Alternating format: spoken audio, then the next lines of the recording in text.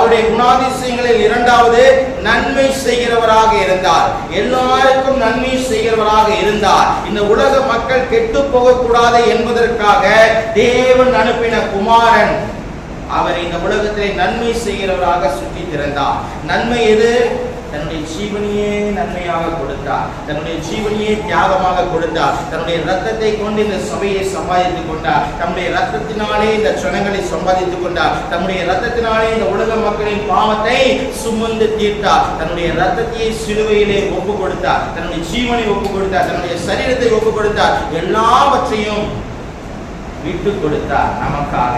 அந்த பரிசுத்தமுள்ள இயேசு கிறிஸ்துவானவர் நன்மை செய்தார். அவருடைய நன்மையினாலே நாம் பிழைத்துக் கொண்டிருக்கிறோம். அவருடைய நன்மையினாலே தேவனை நாம் ஆராதித்துக் கொண்டிருக்கிறோம். அவருடைய நன்மையினாலே கர்த்தராகிய இயேசு கிறிஸ்துவின் நாமத்தினாலே பிதாவாகிய தேவாதி தேவனை அப்பா பிதாவே என்று அழைக்கத்தக்க புத்திரத்தின் சுவிகாரத்தின் ஆவியை உடையவர்களாக இருந்து பரிசுத்த பிதாவை நாம் ஆராதித்துக் கொண்டிருக்கிறோம். இது கர்த்தருடைய மகத்தான செயல்களில் ஒன்று. அவர் இந்த உலகத்திலே நன்மை செய்கிறவராக சொல்லித் தெரிந்தார். ஆமென்.